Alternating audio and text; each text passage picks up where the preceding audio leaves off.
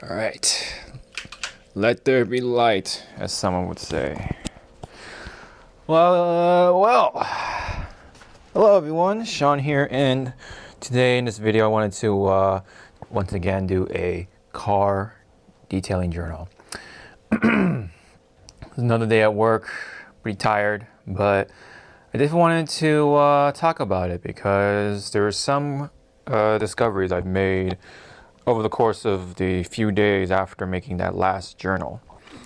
But there's some blabbering or rambling things I do want to get out of the way. First off, my mic is now clipped to actually the chest strap itself in a way instead of my shirt, so maybe it'll pick up the sound a little less harshly, if that makes sense, because I noticed that there were like spikes in my audio because it was like right next to pretty much my throat. So maybe that might have done some things like that, in post. I noticed that whenever in post, I see like the red spikes or whatever, or the red dots from those audio spikes.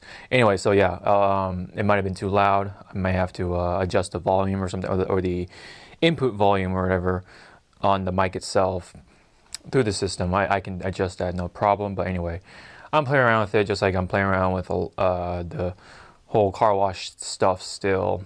And it's been quite the journey as so far. I mean, the only bump on the road really is just the water filter system. And last time I was very confused by it. I don't know what was happening. And, I was saying like, this one over there wasn't doing me all that much. Also, or so I thought. I did some research, right? That's pretty important, right? And I made a discovery, I guess, that apparently, right, those filters over there, sediment filter or dual purpose filter, anything to that sort, actually does not affect TDS. What it does is attack different substance or the different things in the water, but not the actual, I guess, certain minerals that count towards total dissolved solids. So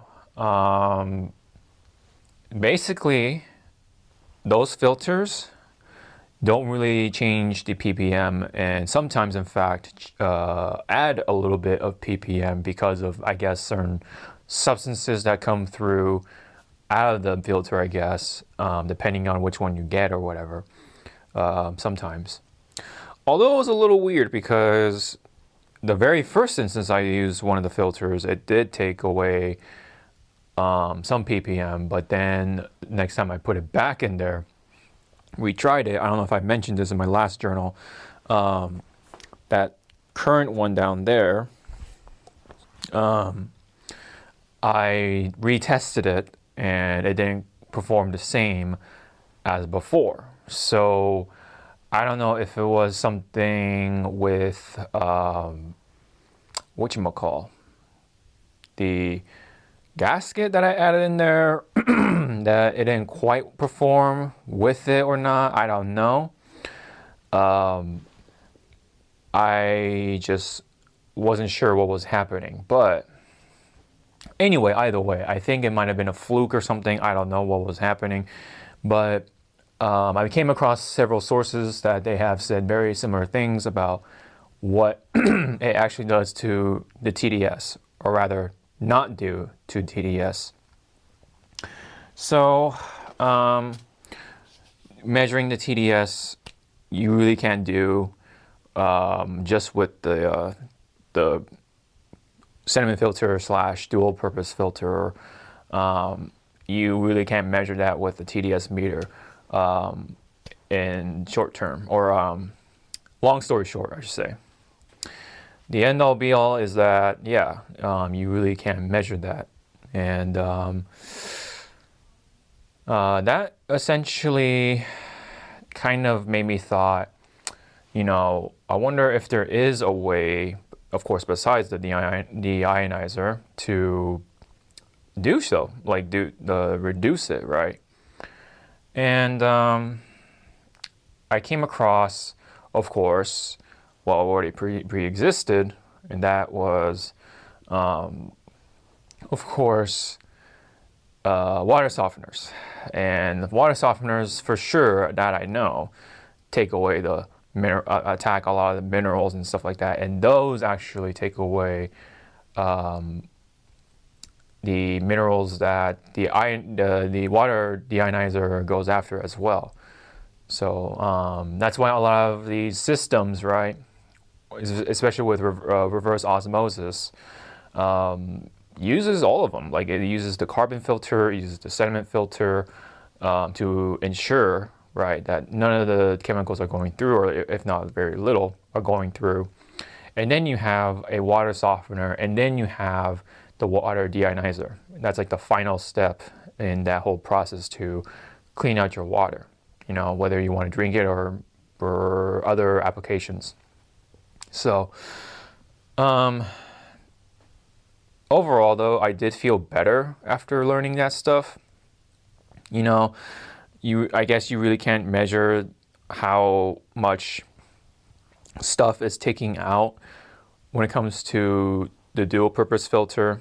And then you have, of course, just the sediment filter, right? Even sediment filters alone don't really take away TDS all that much. So I guess with that, we really can use this to measure that, right?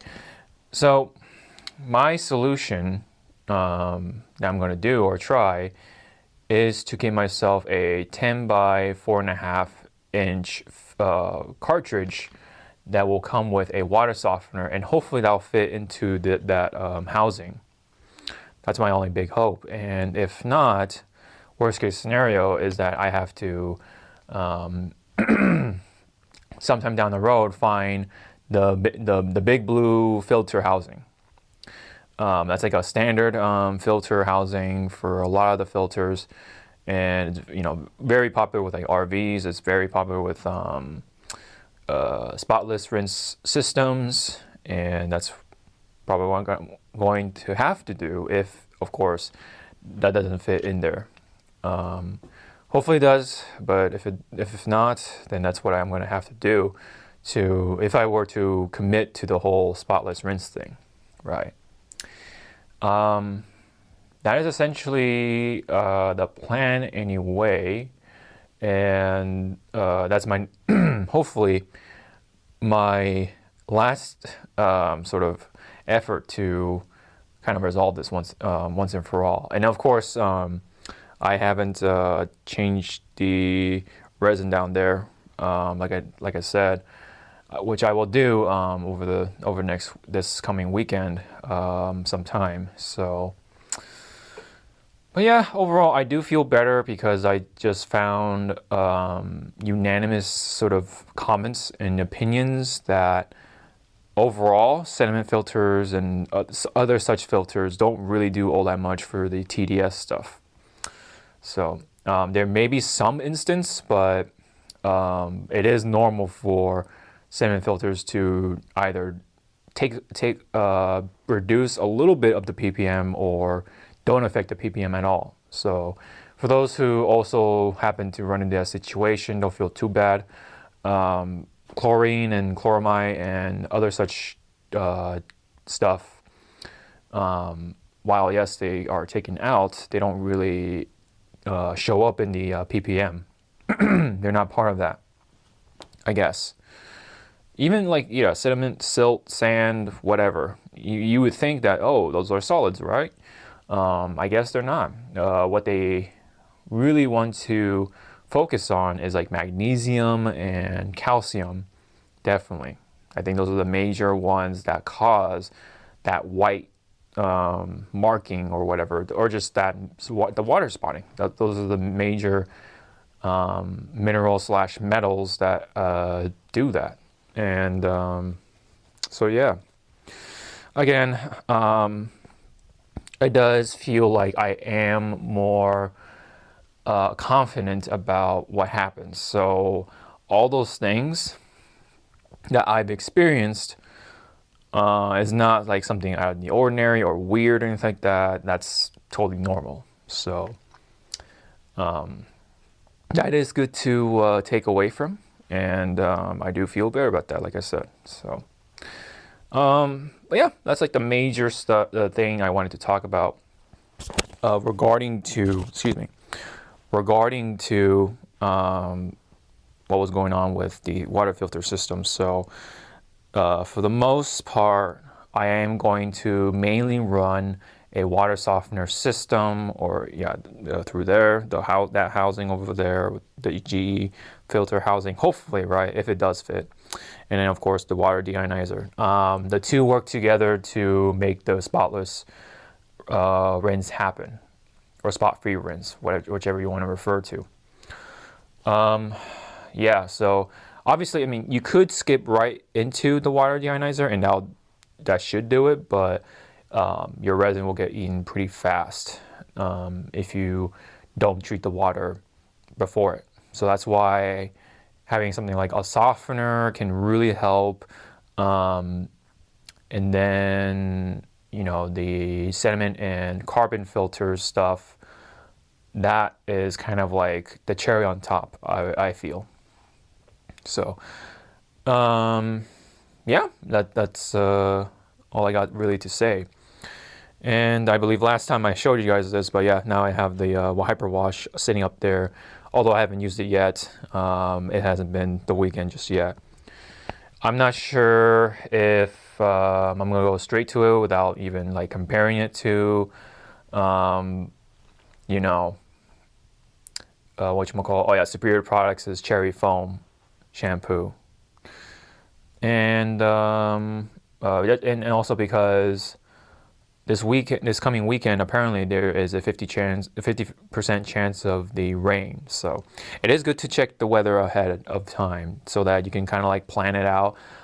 Say if it is not raining at the time you feel like car washing, I could just be like, oh, I can just clean the interior for a little bit or something, clean inside the windows or something, instead of like working on the paint, because rain's gonna go on it. So it's like, what's the point? You wasted chemicals, that sort of stuff, right? Unless I do plan to add protection to it, but I already added protection to it, so it's fine. That would be too much, and I definitely would be overdoing it at this point. So if there is still a chance of rain during the weekend, I'll definitely just focus on the interior, maybe a quick vacuum or something, but definitely just like apply interior cleaner and do my thing. So I may record that, so we'll see.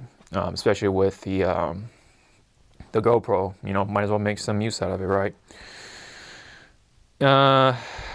What else? If there is anything else to say, yeah, I mean that's pretty much it. Oh yeah, and then I'm gonna take the Corolla into the Toyota dealership for general maintenance. If there is anything, just like check up or anything like that, inspection, see if anything pops up or anything like that. It shouldn't be. I haven't really run into anything. It's been 6 months since my last oil change, so I'll definitely should be okay with the car. Nothing major should pop up, but we'll see. That's why it's good to do these services every 6 months, just to really make sure, But otherwise, I would just do it probably yearly. I mean, it's a Toyota after all, so I mean, I don't know. It's still under like that 3-year warranty or whatever, so I can get free service. So that should be okay. Yeah. So I can't wait for all that to be taken care of. I'll definitely like check up on the weather, just see if anything changed. Otherwise, I'll definitely just stick with the interior cleaning, if that is still a thing. With the weather, I mean. Yeah, I think that's all I got for those parts anyway. So yeah, we went over the water filter system. I kind of feel better about what happened and stuff like that. I was just like, I don't know what I was gonna do. You know, I really thought that the sediment filter and stuff like that would help with the ppm stuff like majorly, but it does not, I guess, overall. So I mean, if anything, I mean, it should, no matter what, help with the pressure washer, you know, so there is that. But if I am going to get that water softener though, which I am tomorrow, it's going to get delivered by tomorrow as of this recording, that means I just have these like filters sitting in the garage. So I think what I'll do with those is the next time the RV filter runs out, which God knows when, because it's apparently rated for 9 months. I'm talking about the big blue, the bigger blue RV water filter. That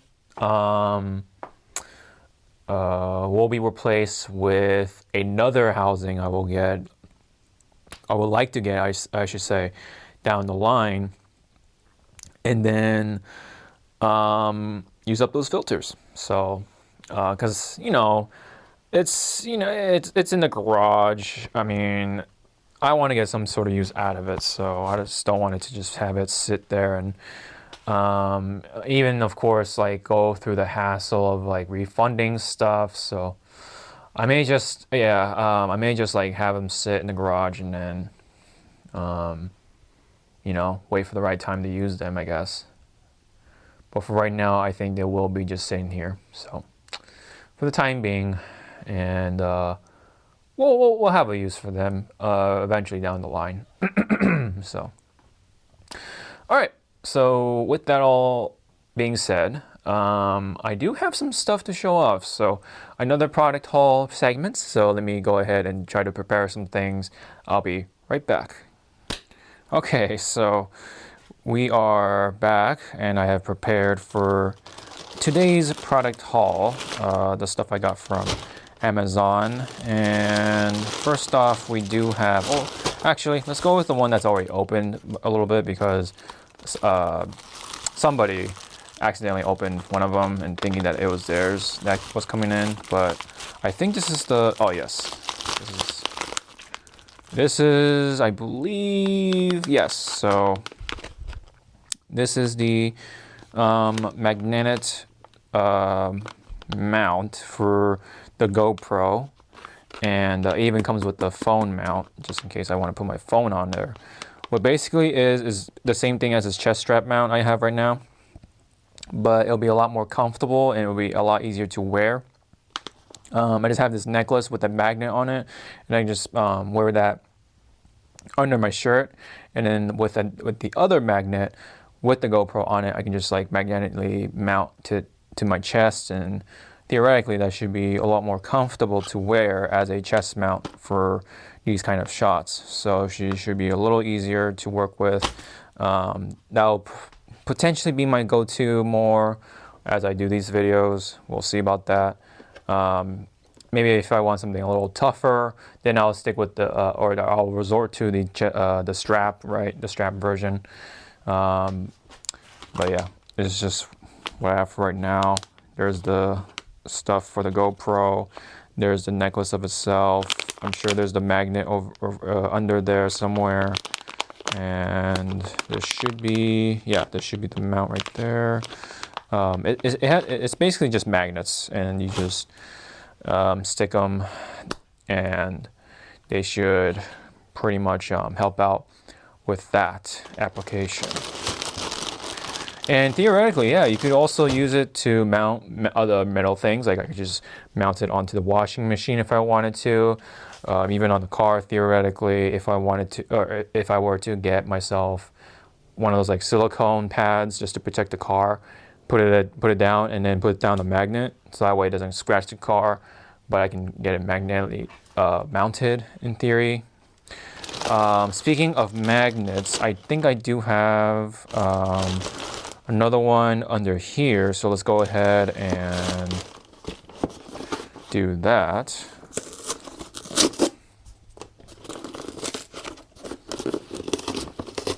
Get that opened. So I also have another set of magnetic mounts for the GoPro stuff. So, here's what that looks like. It comes with oop, dropped in the accessories already. Go ahead and try to get that.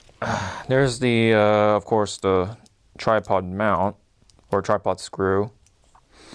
I guess for like, oh no, this is to screw on to the one of the mounts, I guess. It should be. And this is one for the phone as well. I'm like dropping stuff already, dang it. And there's some screws right here. I'm gonna put it back in here as I go along. The straps of sorts, just in case. Yeah, here's the phone clamp with the finger mounts, right, for the GoPro stuff. Damn, I keep dropping stuff. I guess this is to so I can like use my actual cameras if I were to mount it on there. And here are the magnets themselves.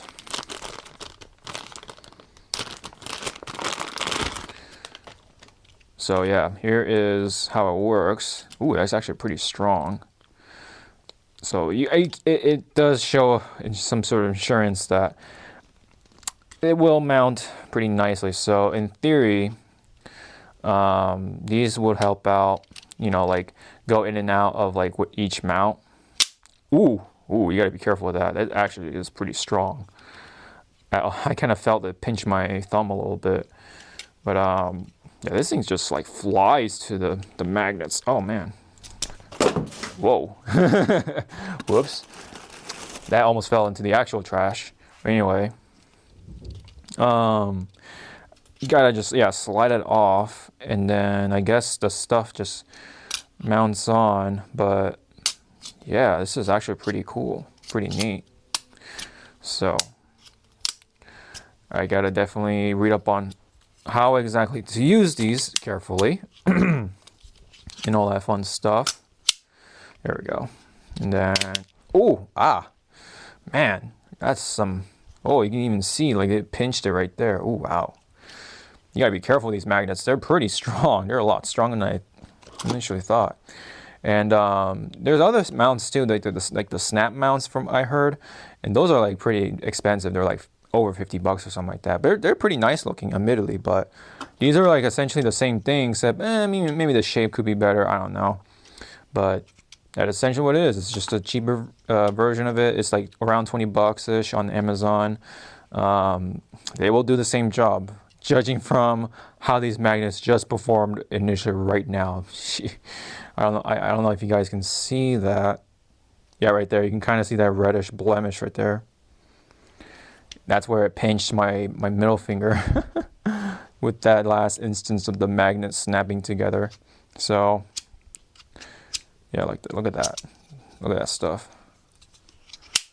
You hear that snap? That's the magnets going. So I'll definitely be pretty happy with these magnets mounts once I get familiar with them. I'll definitely be able to go in and out, right? Theoretically, I should be able to just like put them on like different mounts instantly and easily. So that'll be pretty cool.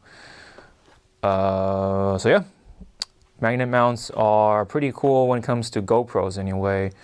Maybe it might even perform okay with like mirrorless cameras and stuff like that, since they are lighter than like your average camera. So yeah.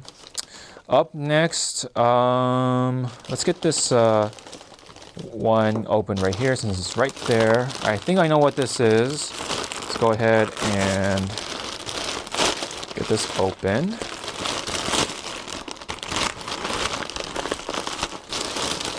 Oh yes, another thing from the rag company, and these are it kind of opened unfortunately, but these are the wash mitts that I did order.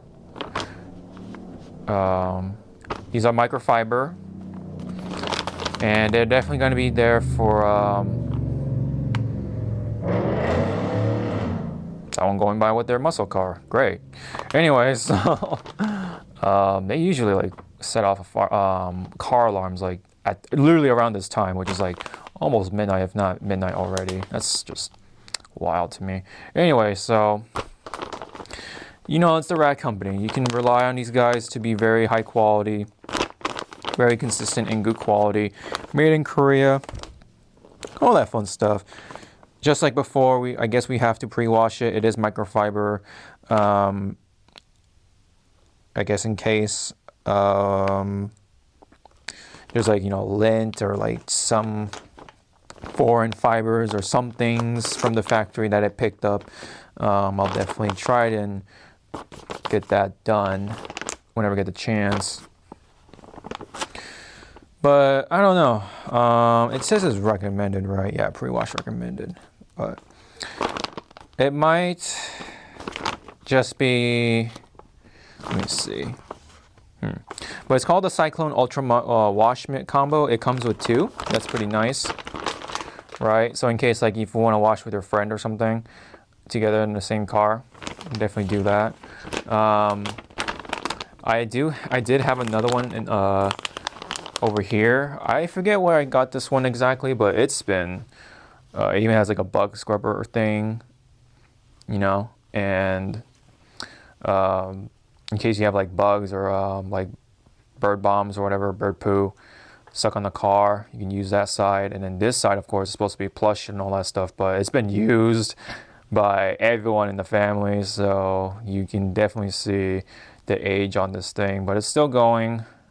I don't even know if I'm supposed to be using it still, but hey, we got some new ones, so definitely we'll be using that more for the foam washing, which hopefully be soon, as soon as I try to get my hands on the cherry foam shampoo and hopefully the Incredible Suds, whether I get a whole gallon bottle or just a 16-ounce bottle. So yeah, fun stuff. Definitely more value in the whatchamacall, the gallon bottle, but let's throw that baby in there. Yeah, there definitely is more value in the gallon bottle, of course, but you know, you have to shell out $75 on their website. So there is that. All right, this looks familiar, right? Just that same size packaging. Let's see what's in there. I think it might be something relating to this vlog, but we'll see. Oh, yes. I understand now. So I went ahead and got myself a jug ahead of time. Okay, now you can see it. Here we go. Look at that. This is a 3-gallon jug meant for beverages, but I'm just gonna store water in here just so that I don't have to like, oh man, there's some, oh man, look at that. That's disappointing. There's a dent on here. Oh well.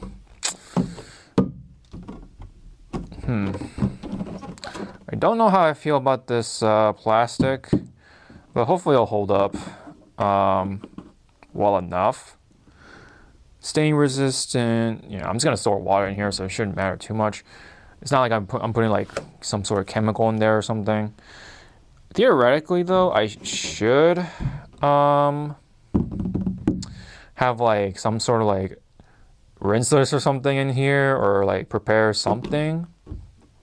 That would be pretty handy, so that way I don't have to like mix them every time, and it's just like, I don't know.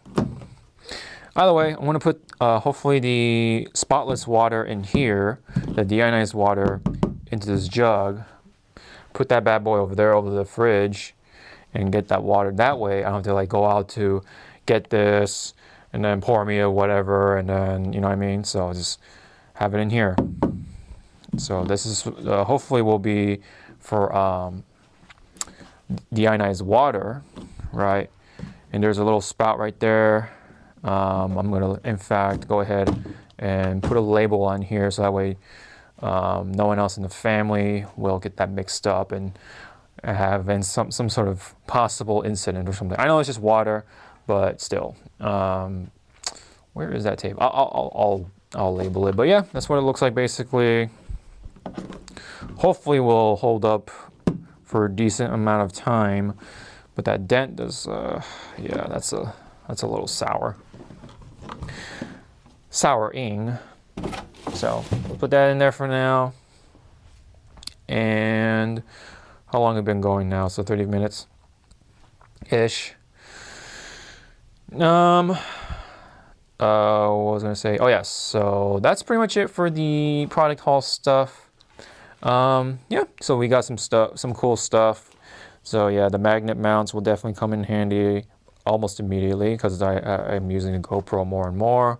And then eventually the Rad Company wash mitts will definitely come in handy, along with the drying towel of the same company, right? As I'm already using the other two towels from the Rad Company, right? Gotta love them, right? Gotta love them. I've been using their the waffle weave. What was it? Oh yeah, the glass towels.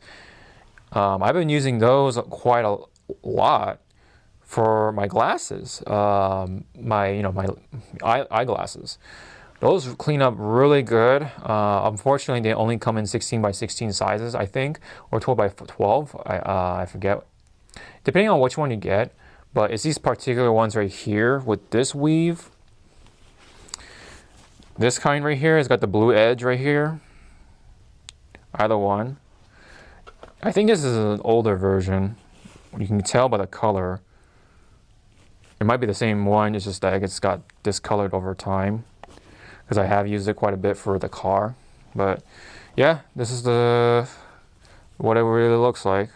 You can kind of see how it looks on the fibers and all that stuff. Really, really good for the final wipe down for your glass windows. So yeah, windshield and all that stuff, they're really good for final wipe down stuff. And I like to use these ones for the initial wipe. So this is the diamond weave right here. You can kind of tell by the pattern, like that. You can also use it same way, like final wipe down and everything. But I like these. I like to use these as the initial wipe with the chemical and everything, like a glass cleaner like this. I like to use this as a means. And then wipe it down with the diamond weave towel, and then finish off with the waffle weave. So that's how I do. That's how I personally do it, and it comes out great. So that's that for those parts. Trying to see if there's anything else to talk about. I don't want to forget anything. Oh yeah, one last little thing, kind of small, kind of trivial, but there is a change a little bit on the car itself. And now I'm hanging the foam cannon off from the pegboard, and how I'm doing that is once again the use of the silicone ties. They're really nice, very handy. You can do all kinds of stuff with them, including hanging stuff like this. Very nice for the foam cannon. I don't have to worry about falling having it fall over whenever I have it on here. Just hang it off, and those silicone ties just hold up great. Again, I love them a lot. Having to free up the space from the water filter over here. Initially, I had it in front, and it aesthetically looked funny and entertaining and all that stuff. But in the long run, for the sake of weight balance and all that stuff, it's better to have it in the back. So it looks like there's a face on an ass, if you want to think of it like that. That's one way, I guess. Yeah, weird how my mind works sometimes. Anyways, there's the water filter still. Nothing changed, like I said. The resin's still brown. And oh yeah, so speaking of like comments and stuff like that, as I was doing my research for the whole water softening slash deionization thing, I actually went deeper into the reviews on Amazon for this, and they all said unanimously that this resin that it came with does not last that long. It turned brown real fast. Someone even said like they got spotting already as they were using it. So I think it is safe to say that the resin that comes with this is just not even worth bothering. So it's funny because, and it kind of sucks because the only water that I have at this point from the ionizer is just stored in one of my pump sprayers. It's one of the bigger ones, so it's stored a decent amount. But now that I ran directly the garden hose directly into here just to see, and according to the ppm anyway,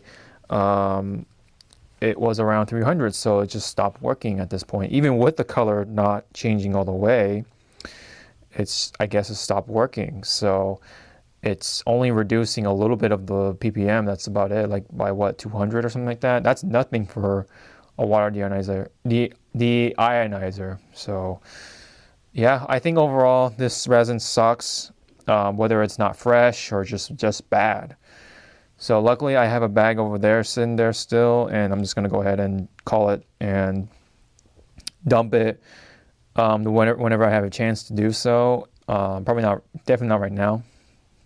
I'll definitely do it over the weekend, get that taken care of, and then once we also get the water softener filter all installed, I'm just gonna go with it, roll with it, and just stick with it, use it accordingly, however I want to, and that's pretty much it. So that is all for that part. So that is with that, all the major stuff that I really wanted to get out of the way, or off my chest anyway.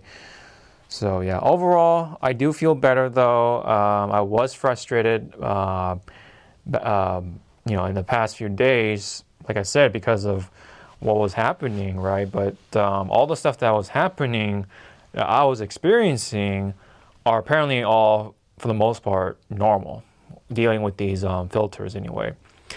So just to go over the points again, they don't really affect ppm. They may at best do maybe 200 or something like that, minus 200 ppm at best. But otherwise, if they don't change the ppm, just know that that is normal, because what these filters take away doesn't get counted towards ppm or TDS or whatever. So you can't use a TDS meter to test these type of filters overall. They don't really do anything for those parts. You definitely want to have a water softener and also the water deionizer to actually affect the TDS slash ppm stuff. So TDS is measured in ppm, just to make that clear. So yeah, a little relieved, like I said, or mostly relieved. The only thing that confuses me at this point is like why initially the very first test I did with depleted sediment filter down there, the very first time I used it, it went down to like 300 something, right? Like I said in my previous journals. And then when I used it again, it rose up to 400 instead of 300. So maybe it was just like the water or something, like something was just different. I'm not sure. Yeah, I don't know. That's what's confusing me. And I kind of wish I was able to keep that number, or just keep it as it was, and then have the water softener, and then have the deionizer. But I'm gonna say screw it. I'm just gonna use this, hopefully, that housing to house the this water softener filter, and then use that in conjunction with the water deionizer. So after I change out the resin down there, of course. Apparently also with water softeners, you can recharge them with just table salt. Sodium chloride, aka table salt, is what does the magic. You just have to dump it into the tank or the cartridge, let it like sit for like an hour, and then just wash it out. That's all you got to do. And especially me not having to taste it, of course. I'm not using it for drinking water.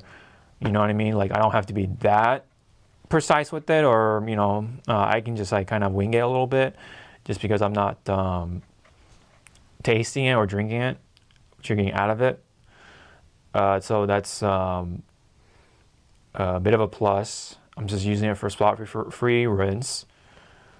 That will hopefully be the end of it, and I may eventually change out the water deionizers system altogether and just have a bigger, like 4x5 single tank or something. I don't know. Like, is it better to have two 2.5 inch filters, or one 4.5 filter?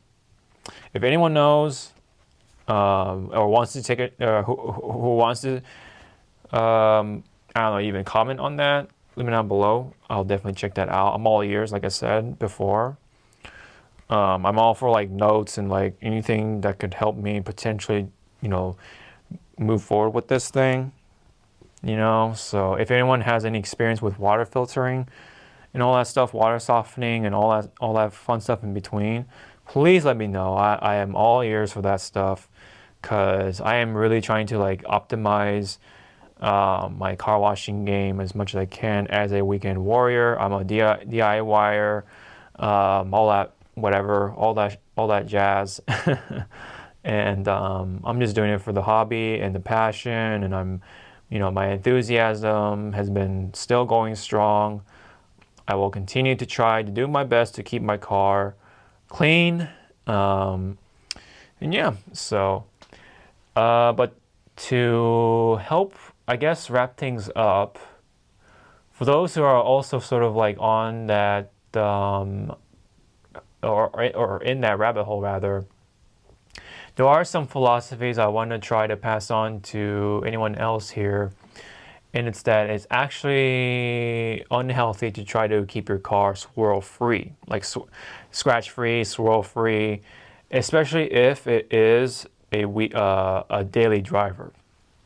No matter what you do, no matter how much work you put into your car, it will get scratched. And I'm trying to really like drive that into my head, but I feel like I'm going to be obsessed about it and polish my car to the point where, or compound polish my car to the point where the clear coat is barely there. Because when you do that, right, when you take away, and if you manage to take away those, especially those deeper scratches, what does that mean?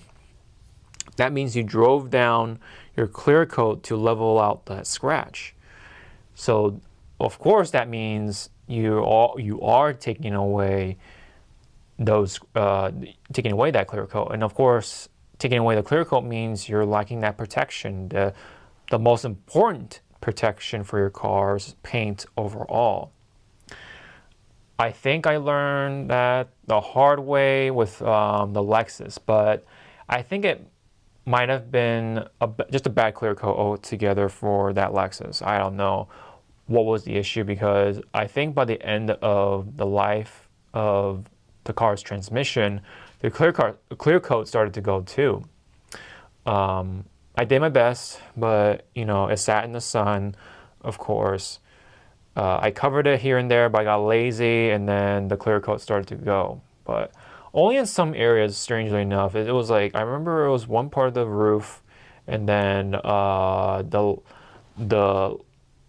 driver side of driver side of the fender, or whatever, the side panel, right here. That's where the Lexus started to lose its clear coat. It was this particular area. I'm just using this as an example, but yeah, this area and then the roof. So that's what happened, and I want to say it partially that was me compounding slash polishing it. I tried to wax it, protect it as much as I could, but halfway or somewhere when I owned that Lexus, I just got lazy, man. I was just like, yeah, I gave up. I want to put that time into something else. I think I was also just busy with my friends and stuff like that at the time. We spent a lot of time together at that time, so there is that too. So, it's not, I don't regret it for sure. I'd rather definitely spend my time with friends than try to in vain protect my car's paint. And also, granted, I was way younger back then too. I was like early 20s. Without that sort of knowledge for car washing, I was just your average Joe. I just like, oh man, I just did everything that you're not supposed to do with your car, right? When you're washing it. I dried it without any drying aid or any lubricant of sorts. It was just water, and then I just dry it with a towel, right? Just I use these towels. I think it's called a Cobra drying towel I got it from Auto Geeks. I think Cobra is the brand or company that made these towels. These are waffle weave. You're kind of supposed to just press it down and it'll absorb the water. It does absorb water quite nicely, but you have to wring it out pretty damn often. So the water capacity is low, but the absorbency is very effective. It's for these towels right here too, where my phone is too. These are kind of like relics when it comes to drying towels. I had other waffle weave towels that were meant for drying, but I lost those unfortunately. I only have the one big green one left. I don't know what happened to the mini ones I had. They just kind of just disappeared. I don't know what happened to them, but anyway. That's why I have those down there, right, from my company. So, spilled milk, I guess, at this point. But anyways, just point being, I just did everything we were supposed to do, and I definitely remember that car was swirled to hell because all of the things I've done, man. But it was clean, right? It's still considered clean because it had no dirt on it a lot of times because I washed it a lot, but because I washed it a lot without all the knowledge, right? Man, the swirl marks. The car was smooth. It had wax on it at some points, right? But man, I vividly remember, especially on a dark car too. You can definitely see it on a dark ass car. Whew, all those micro scratches, the marring and everything, those love marks. Ooh wee, man. I had no clue about waterless wash. I had no idea even rinseless existed. I had no foam cannon. I had a foam gun with the garden hose and everything. That one, man, I forgot the name for that foam cannon or foam gun. It had the orange color to it on top, black nozzle. Even like the part where you can like adjust the foam, it was brass, and I never took care of that because again, I was too young to really like take things seriously, and that like rusted in. It even had that greenish color to it, with brass. You know how it goes with brass. It caked in, and I couldn't move that foam adjuster thing. So I stuck with that for a long time. That was my way of foaming things, and it's cool, but like, I had no idea when it came to dilution ratios as well. I was like glug glug glug in that thing. I did so many things today that would just make myself right now cringe at that stuff, and I would have been like, no, Sean, you're supposed to do it like this, Man, I wish I can go back to the past. I was a little better about it with my Celica. Yeah, I do miss that car too, but it's for the best because of how low that car is, man. I imagine now if I try to get out of it, get in and out of it, it'd be a little hard because you know, every year of age, man, it somehow makes things a little harder. Man, getting past 30, you know, does a number of things to you. Mental, physical, all that stuff. Emotional, spiritual, all that stuff, man. Yeah, it's funny of how much I did and how much I didn't do being younger and all that stuff, you know.